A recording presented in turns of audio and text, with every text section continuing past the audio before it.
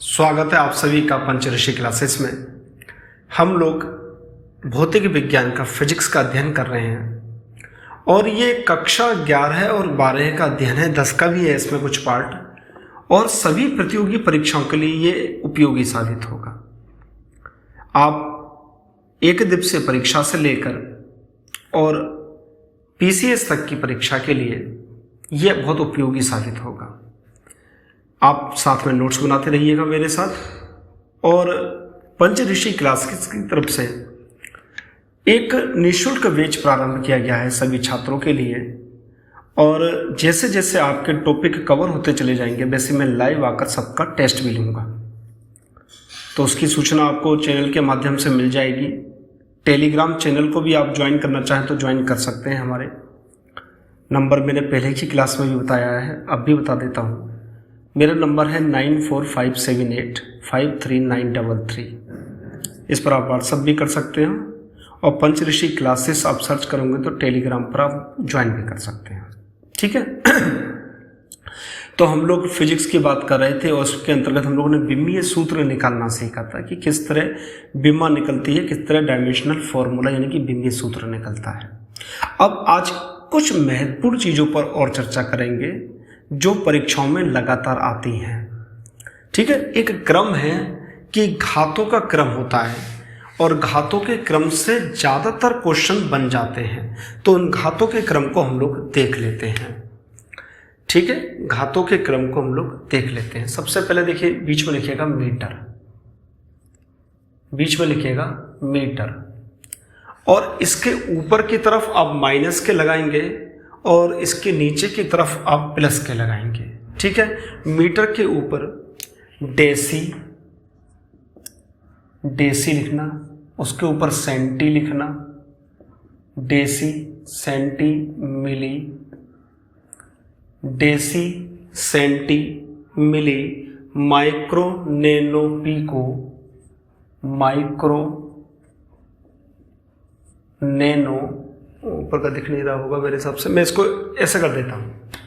ठीक है। मैं इसको हॉरिजॉन्टली कर देता हूँ। यहाँ मीटर लिखिएगा आप लोग, मीटर इधर लिखिएगा, डेसी, सेंटी, मिली, यहाँ लिखिएगा deci, centi, milli, micro,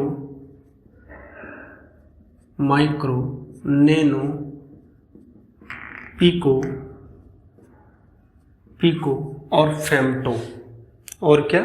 femto, femto, femto के बाद ओटो। ठीक है। इसमें आ नहीं पा रहा है, मैं कैसे करूं? पिको, चलिए कर देते हैं, फेम्टो और इसी के नीचे लिखिएगा ओटो, ओटो। उधर की तरफ आप लोग लिखिएगा deca, hecto, kilo, mega, giga, deca, hecto, kilo, mega,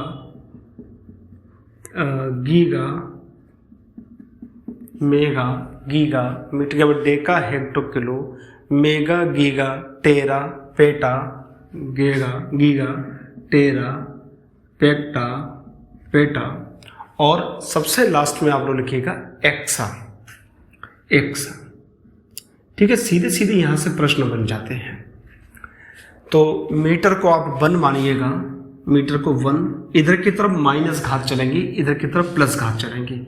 जैसे डेसी -1, सेंटी -2, मिली -3, माइक्रो 10⁻⁻6, नैनो 10⁻⁻9। ठीक है, -9। उसके बाद आप लोग देखिए 10⁻⁻12 पिको, 12 और फेम्टो आएगा 10⁻⁻15, 10⁻⁻15 और ऑटो आएगा 10⁻⁻18। मीटर में 10⁻⁻1, -2, -3, माइक्रो -6, नैनो -9, पिको 10⁻⁻12, फेम्टो 10⁻⁻15 और ऑटो 10⁻⁻18। ऐसे ही उधर की तरफ अगर बढ़े, उधर घातें जो आएंगी वो प्लस में आएंगी। ठीक है, वहाँ पर घातें जो आएंगी वो प्लस में आएंगी। जैसे यहाँ पर 10, 10, 10 की घात 2, 10 की घात 3, 10 की घात 6, 10 की घात 9, 10 की घात 12, 10 की घात 15 और 10 की घात 18। ठीक है, आपने ये टेबल बना ली पूरी। अब इससे प्रश्न बनते क्या हैं, ये पूछेगा 1 मीटर में कितने माइक्रोमीटर होते हैं, 1 मीटर में कितने माइक्रोमीटर होते हैं। तो देखिएगा इधर से तरफ बढ़ रहे हैं तो ये क्वांटिटी बड़ी है मीटर की और माइक्रो की क्वांटिटी छोटी है, तो बड़े में जब छोटा करा जाता तो संख्या बढ़ जाती है, यानी कि 10⁶ माइक्रोमीटर। और अगर 1 माइक्रोमीटर पूछे, 1 माइक्रोमीटर में कितने मीटर होते हैं, तो 10⁻⁻6 मीटर होते हैं, ये लिखा हुआ है। ठीक है, अगर मैं आपसे पूछूं 1 दर्जन में कितने केले होते हैं, तो आप लिखेंगे 12 केले होते हैं। और 1 केला कितने दर्जन के बराबर होता है, तो 1/12 दर्जन के बराबर होता है। ठीक है, तो बड़ी क्वांटिटी और छोटी क्वांटिटी के बीच में आप अंतर देखिए। इधर की तरफ ये मीटर है, इधर की तरफ डेसी सेंटी मिली, ये छोटी संख्या है। अगर आप 1 मीटर में कितने माइक्रोमीटर होंगे, तो चूंकि आप बड़े में छोटों की संख्या पूछ रहे हैं इसलिए 10 की घात 6 हो जाएगा, +6 हो जाएगा। और अगर आप इस तरह की तरफ पूछ रहे हैं 1 माइक्रोमीटर में कितने मीटर होंगे, तो वो होगा 10 की घात -6 मीटर। यानी कि इधर की तरफ आप बढ़ेंगे तो आपको दिखाई देगा कि हम वही जो लिखा हुआ वही लिख देंगे, और उल्टा बढ़ेंगे तब आप जो माइनस का साइन है इसको प्लस का साइन कर देंगे। ठीक है, इधर एक बात पूछ लिया जाए कि 1 किलोमीटर में कितने मीटर होते हैं, तो 1 किलोमीटर में कितने होते हैं, 10 की घात 3 मीटर होते हैं, 10 की घात 3 मीटर होते हैं, क्योंकि इधर की क्वांटिटी बड़ी में है, इधर की क्वांटिटी मीटर से छोटी है। ठीक है, तो इस टेबल को आप लोग जरूर याद रखिएगा। यह क्वेश्चन पिछली बार शिक्षक भर्ती परीक्षा में पूछ लिया गया था, और माइक्रो की जगह माइक्रोन पूछ लिया था उन्होंने कि 1 माइक्रोन में कितने मीटर होते हैं, तो 10⁻⁻6 मीटर होते हैं 1 माइक्रोन में। तो इस माइक्रो को कहीं कहीं पर माइक्रोन भी कहा जाता है, या पूछ लिया जाता है। ये प्रश्न आ चुका है शिक्षक भर्ती परीक्षा में। ठीक है, तो ये टेबल बहुत इंपॉर्टेंट है, आपको इस टेबल को आप लोग जरूर याद कीजिएगा। ठीक है, चलिए आप लोग इसका स्क्रीनशॉट ले लीजिएगा, फिर मैं आगे बढ़ता हूँ। ठीक है, आप लोगों ने ले लिया होगा। अब कुछ सिस्टम की बात कर लें हम लोग कि जो मापन के सिस्टम बने हैं वो मापन के सिस्टम क्या है, उसमें किस प्रकार गणना करते हैं। चलिए, प्राचीन काल से लेकर 3 तरह के सिस्टम चलते हैं हमारे यहाँ, एक MKS सिस्टम, एक FBS सिस्टम और एक CGS सिस्टम। कौन कौन से, एक MKS सिस्टम चलता है हमारे यहाँ, एक FPS सिस्टम चलता था और CGS सिस्टम।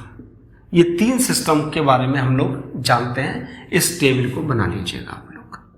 अब इसमें MKS सिस्टम, FPS सिस्टम और CGS सिस्टम की अगर बात करें तो लंबाई को, द्रव्यमान को और समय को किन किन चीजों में नापते हैं ये देख लेते हैं। देखिए MKS, तो M क्या है, मीटर, K क्या है, किलोग्राम, और S क्या है, सेकंड। तो लंबाई मीटर में, K का मतलब द्रव्यमान किलोग्राम में, और समय सेकंड में नापते हैं। अब यहां पर आइएगा, लंबाई F का अर्थ है फुट में, P का अर्थ है पौंड में, और S का अर्थ है सेकंड, यानी कि समय सेकंड में नापा जाता है। CGS की बात कर लें तो लंबाई C का अर्थ है सेंटीमीटर, G का अर्थ है ग्राम, और S का अर्थ है सेकंड। यानी कि इस टेबल के माध्यम से हमको क्या मालूम पड़ रहा है कि MKS सिस्टम में द्रव्य लंबाई को मीटर से नापते हैं, द्रव्यमान को किलोग्राम से और समय को सेकंड से। वही एफपीएस सिस्टम में लंबाई को फुट में नापते हैं, द्रव्यमान को पाउंड में नापते हैं और समय को सेकंड में नापते हैं। वहीं सीजीएस सिस्टम की बात करें तो लंबाई को हम लोग सेंटीमीटर में, द्रव्यमान को ग्राम में और समय को सेकंड में नापते हैं। तो ये टेबल भी इंपॉर्टेंट, इसको भी आप बना लीजिएगा। अब इसके बाद एक सिस्टम और आता है जिसको कहा जाता है एसआई सिस्टम, और एसआई सिस्टम के अंतर्गत उसको इंटरनेशनल स्टैंडर्ड कहते हैं। एसआई सिस्टम के अंतर्गत 7 मूल मात्रकों का उल्लेख मिलता है। ठीक है, तो एसआई स्टैंडर्ड के अंतर्गत जो 7 मूल मात्रक हैं हम लोग उनका नाम लिख लेते हैं, उनकी क्या क्या यूनिट है उसको देख लेते हैं और वो परीक्षा के लिए महत्वपूर्ण हो जाता है। ठीक है, तो अब नेक्स्ट स्टैंडर्ड है हमारा एसआई, इसको कहा जाता है इंटरनेशनल स्टैंडर्ड। इंटरनेशनल स्टैंडर्ड, ठीक है, क्योंकि अब जो मार्केट हो गया है वो अंतर्राष्ट्रीय हो गया है, इसलिए एक रूपता मार्केट में लानी बहुत आवश्यक है। यानी कि मापन की इकाइयां भी पूरे विश्व में एक जैसी हो जिससे नापना आसान हो। मान लीजिए यहाँ से मीटर में नाप के गया, ब्रिटेन में कोई कपड़ा पहुंचा वो फुट में नाप रहे हैं, है ना, या वो सेंटीमीटर में नाप रहे हैं, तो क्या होगा, इससे अव्यवस्था फैल जाएगी। इसलिए एक इंटरनेशनल स्टैंडर्ड बनाया गया और सारे के सारे अब मापन इसी माध्यम में होते हैं।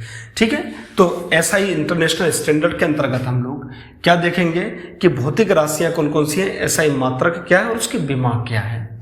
तो लिख लीजिएगा भौतिक राशि, एक टेबल बना लीजिएगा बेटा आप लोग, भौतिक राशि, दूसरा उसकी मात्रक क्या है और उसकी दिमाग क्या है, क्योंकि बीमार बहुत ज़्यादा पूछी जाती हैं प्रश्न में, इसलिए इस टेबल का भी अपना महत्वपूर्ण योगदान है या महत्वपूर्ण रोल है।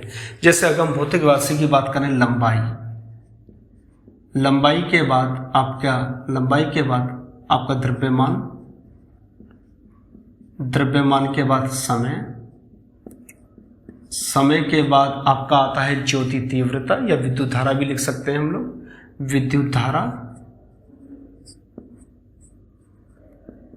ताप, विद्युत धारा, ताप, ज्योति तीव्रता, दिख रहा है यहां तक आप लोगों को, ज्योति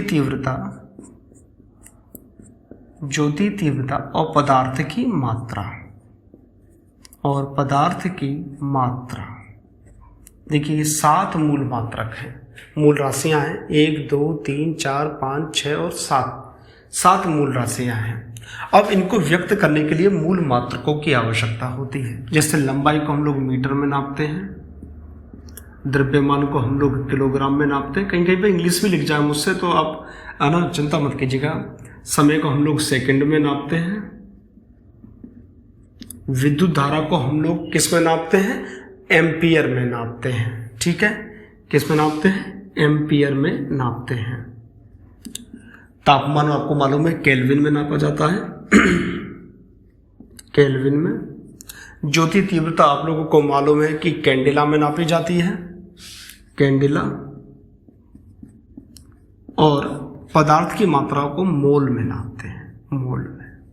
तो ये क्या है, इनके प्रमुख मात्रक हैं इन भौतिक राशियों की, जो कि एसआई इंटरनेशनल स्टैंडर्ड के अंतर्गत क्या है, कुछ भौतिक राशियां हैं। अगर हम लोग दिमाग की बात कर लें तो दिमाग के मात्रा में देखिए, मीटर को हम लोग एल से लिखते हैं, किलोग्राम को हम लोग मास एम से लिखते हैं, समय को हम लोग कैपिटल टी से लिखते हैं, एम्पियर को कैपिटल ए से लिखते हैं, केल्विन को कैपिटल के से लिखते हैं, कैंडिला को स्मॉल सी स्मॉल डी से लिखते हैं, और मोल को स्मॉल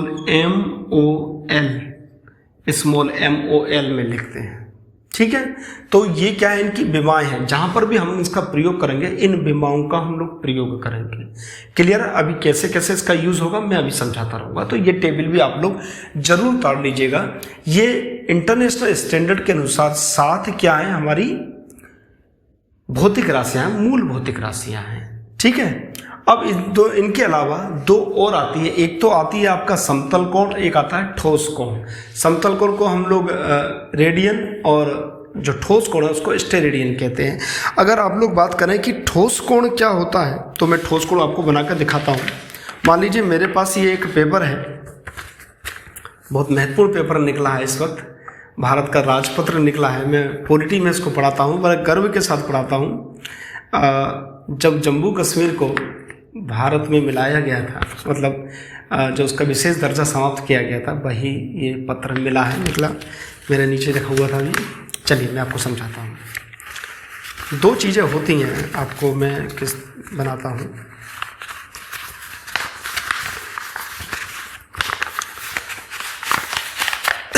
दो चीज़ों में लिख देता हूँ, पहले समझ में आएगा आपको। ये आप लोगों ने उतार लिया, चलिए उतार लिया होगा आप लोगों ने, आगे बढ़ते हैं। देखिए दो चीज़ें और बताई मैंने। एक तो बताया मैंने आपके लिए समतल कोण,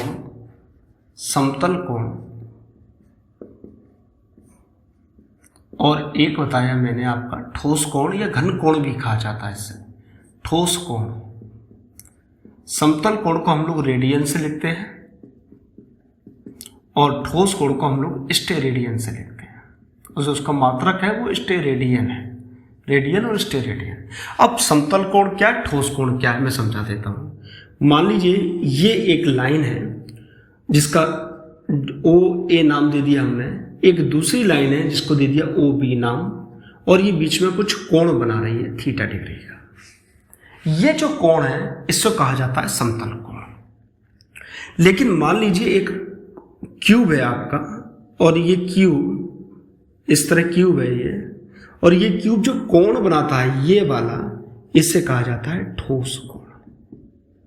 ठोस कोण, जैसे मैंने ये बनाया आपके सामने, एक क्यूब बना दिया, ये क्यूब यहां पर जो कोण बनाएगा ये कहलाएगा ठोस कोण, और इसको स्टेरेडियन में नापते हैं। ठीक है, तो मेरे हिसाब से आपको समतल कोण और ठोस कोण के बीच में अंतर समझ में आ गया होगा कि रेडियन क्या है और स्टेरेडियन क्या है। अब कुछ प्रमुख मात्रक हैं जिनका हम लोग प्रयोग करते हैं, उनको एक बार देख लेते हैं, क्योंकि कई बार यहाँ से भी प्रश्न बनकर आ जाते हैं। जैसे अगर हम लोग बात करें तो एक महत्वपूर्ण है फुट। फुट क्या होता है? फुट एक लंबाई नापने का एक मात्रक है, और एक फुट में 12 इंच होते हैं। एक फुट में कितने होते हैं भैया? 12 इंच होते हैं। ठीक है, अब बात कर लेते हैं इंच की। एक इंच में कितने सेंटीमीटर होते हैं? तो होते हैं 2.54 सेंटीमीटर। कितने? 2.54 सेंटीमीटर। तो अब फुट से आप सेंटीमीटर भी बदल लेते हैं, इससे मल्टीप्लाई कर दें तो आ जाएगा आपका सेंटीमीटर की फॉर्म में।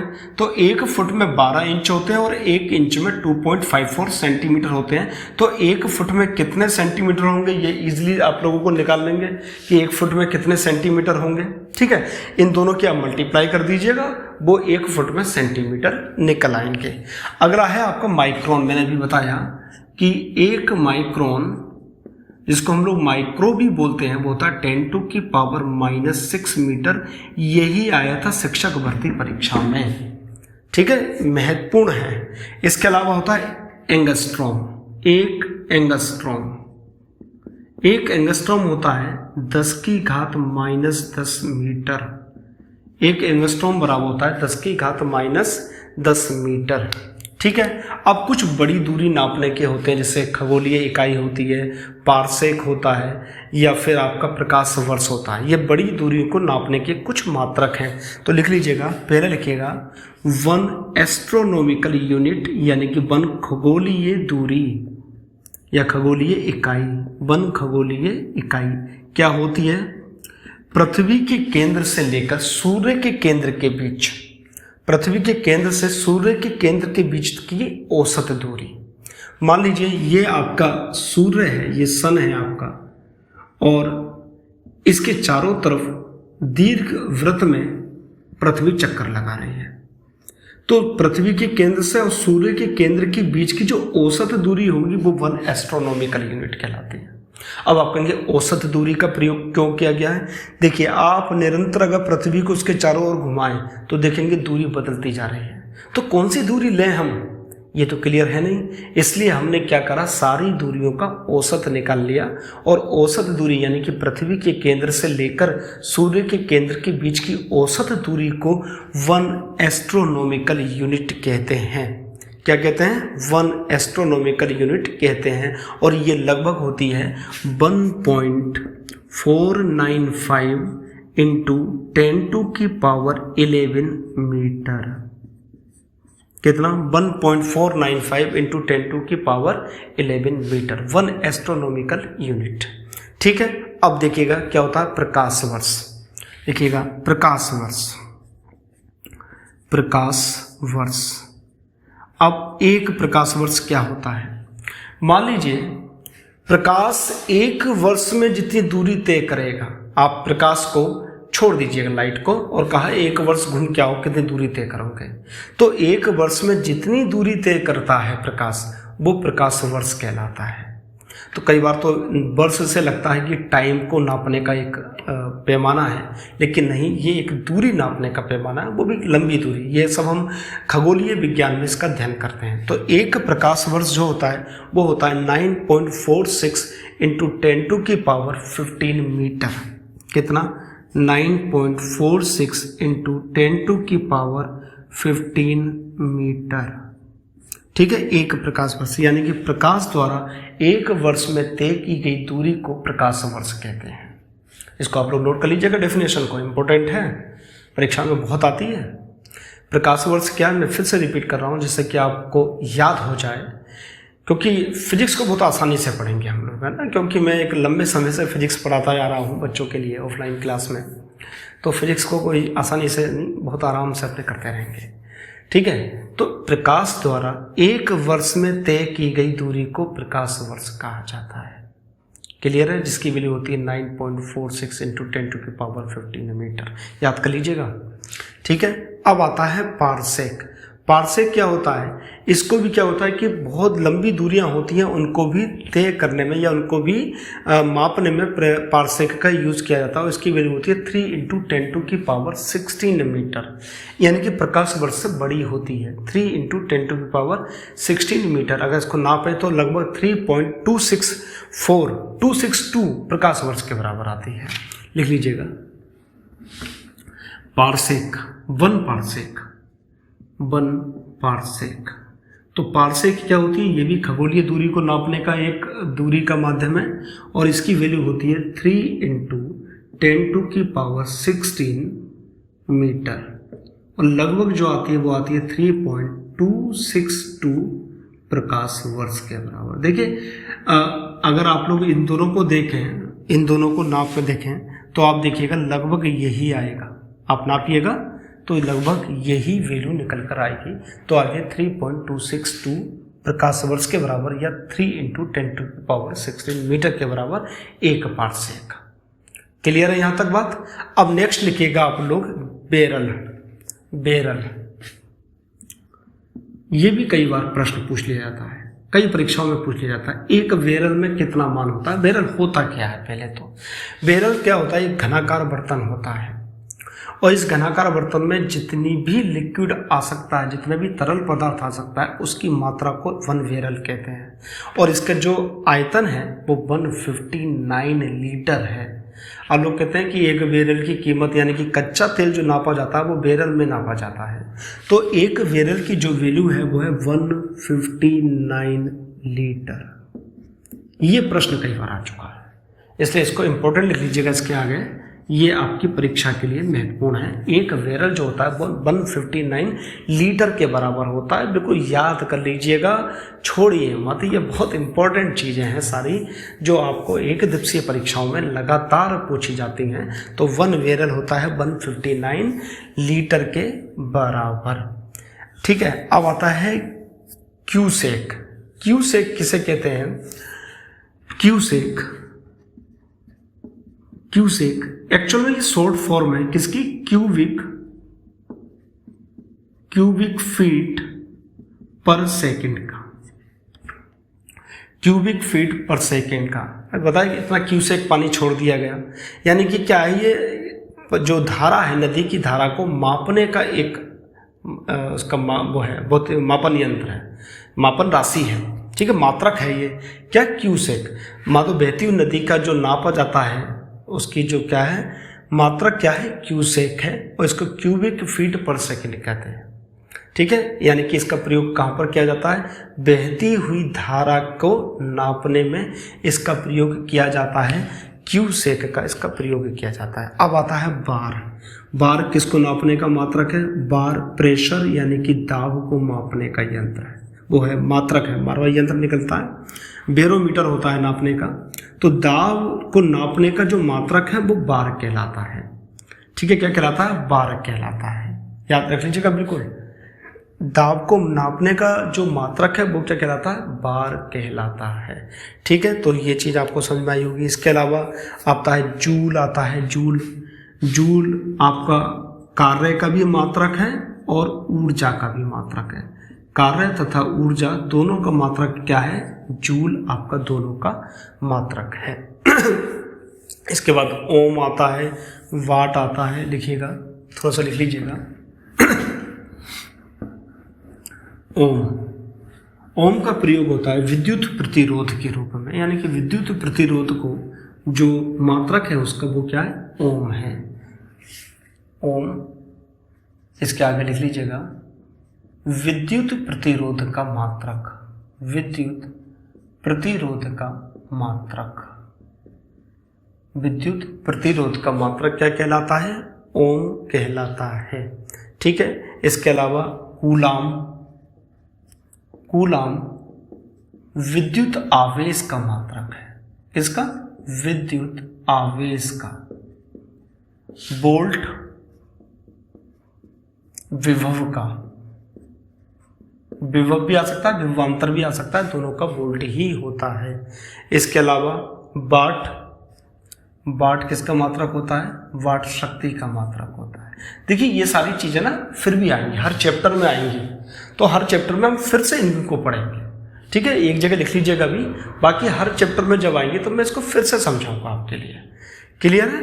ये चीज़ समझ में आ गई आपको। हॉर्स पावर आपको मालूम ही है, हॉर्स पावर, ये प्रश्न बहुत बार पूछ लिया जाता है। ये भी शक्ति का मात्रक है, और 1 हॉर्स पावर जो होता है वो 746 वाट के बराबर होता है। ये भी शक्ति का मात्रक है, और 1 हॉर्स पावर 746 वाट के बराबर होता है। इसको भी आप इंपॉर्टेंट करके लिख लीजिएगा, कोष्ठक में बंद कर लीजिएगा, कहीं पर इंपॉर्टेंट करके लिख लीजिएगा। ये भी कई बार पूछा जाता है कि 1 हॉर्स पावर कितने वाट के बराबर होता है, तो 1 हॉर्स पावर 746 वाट के बराबर होता है। तो मेरे हिसाब से ये सब चीज़ आप लोगों को क्लियर हुई होंगी। और अब हम लोग इसके बाद मैकेनिक्स के अंदर प्रवेश करेंगे। ठीक है, अब एक चीज़ और छूटी हुई है इसमें, जिसमें हम लोग कौन कौन से यंत्र किस किस जगह प्रयोग किए जाते हैं, इसकी मैं कभी लाइव क्लास लेकर पीडीएफ के माध्यम से आपको समझा दूंगा। क्योंकि वो तो सिर्फ एक बार लिखना है और पढ़ना है, उसके बारे में उसको समझाने का कोई भी चीज़ है नहीं, इसलिए मैं समय खराब उसके लिए नहीं करूँगा। उसको क्या करेंगे हम लोग, एक पीडीएफ के माध्यम से मैं जल्दी ही वो वीडियो भी आपको बनाकर आप तक पहुंचा दूंगा। ठीक है, चाहे वो लाइव आकर हम लोग पढ़ लेंगे या फिर हम लोग एक वीडियो के माध्यम से भी उसको पढ़ लेंगे। तो जो बेसिक चीज़ थी वो लगभग यहाँ पर कंप्लीट हो चुकी है। अब हम लोगों का जो प्रवेश होगा वो प्रवेश होगा मैकेनिक्स में। ठीक है, मैकेनिक्स बहुत इंपॉर्टेंट है और अच्छे क्वेश्चन वहाँ से बनते हैं। तो आप लोग नेक्स्ट वीडियो का इंतज़ार कीजिएगा, जल्दी ही नेक्स्ट वीडियो आएगी। इसके सारे पॉइंट्स आप लोग लिख लीजिएगा, है ना, बहुत इंपॉर्टेंट है। तो हम लोग मिलते हैं अपनी नेक्स्ट वीडियो में, तब तक सभी लोगों को थैंक यू।